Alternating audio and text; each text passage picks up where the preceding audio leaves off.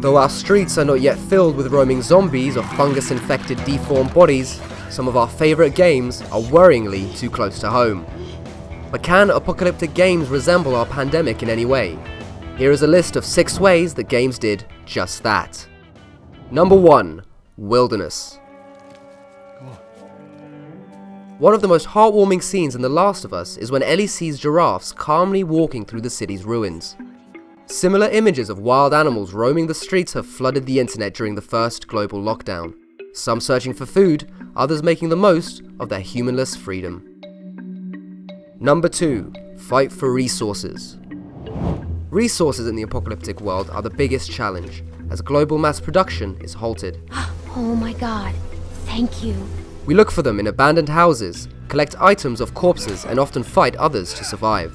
In Telltale's The Walking Dead, the player can choose to rob a crippled boy of a bag of medicine, allegedly kept for his sick sister, or give it to their own group.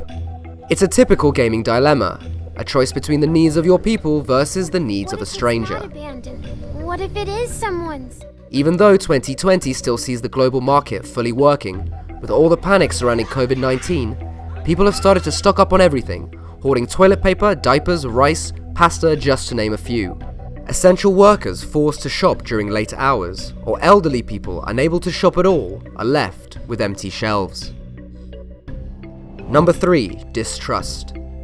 In The Walking Dead Season 2, Clementine gets bitten by a dog, and the wound is automatically seen as deadly, even though she's just a child. Before being offered aid, she's locked away in a shed for others to wait and see if she indeed turns into a zombie. I'm still not bitten, and you left me out here to die.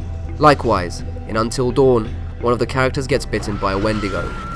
Although no one actually knows how one turns into a Wendigo, the player must choose between killing or letting her go. Mike? It's only later on we find out that the bite is, in fact, harmless. Bitch.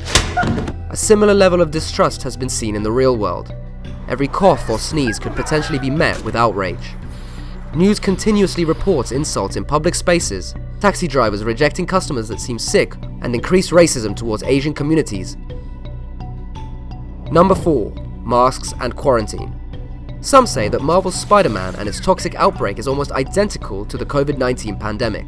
The social media reactions and J. Jonah Jameson's in-game tantrums resemble the type of speech you can find about the coronavirus all over the internet and media outlets. The game has also been seen differently since the pandemic began, considering how hard it has hit New York. Throughout the game we see plenty of health warnings and suggestions such as to stay inside and avoid contact with others. The GR27 serum, nicknamed Devil's Breath, is said to be highly contagious, so those noticing any flu-like symptoms need to be reported to the quarantine hotline immediately. Does this sound familiar? Man, this fog just won't quit. Similar unease and sensational media coverage is present in Persona 4's Inaba, filled with mysterious fog. Increasing paranoia and fear leaves many believing that the fog is poisonous. People fall sick. Some start wearing masks. Don't inhale the fog, or you'll die! Number 5. Deadly Pandemic. Plague Incorporated, a game developed by British studio Endemic Creations, is a sinister version of our current world. The main goal is to bring an end to humanity by evolving a deadly, global plague. Interestingly, one of the most frightening experiences video games can currently offer is also one of the world's most widely played. Many find this game empowering, giving them those few minutes of welcome control of at least a virtual outbreak. Endemic Creations released a statement that its game is realistic and informative while not sensationalizing serious real-world issues. However, the CDC and other health organizations have endorsed Plague Inc. for raising awareness of contagious diseases. Example: the player has to be careful as spreading the virus too fast will kill the host, and being too slow will lead to the cure. It shows the danger of COVID-19. Asymptomatic or those with mild symptoms can potentially spread the virus amongst those more vulnerable. Number 6. Coronavirus in games.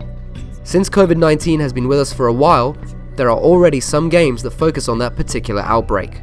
Polish studio Jujubee created a computer game, COVID: The Outbreak.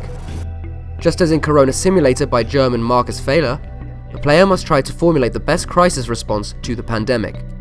The game had its release on Steam on May 29th, and it's called by many a reverse version of already mentioned Plague Incorporated. Instead of infecting the planet, we manage the global health organization that is trying to fight the coronavirus outbreak.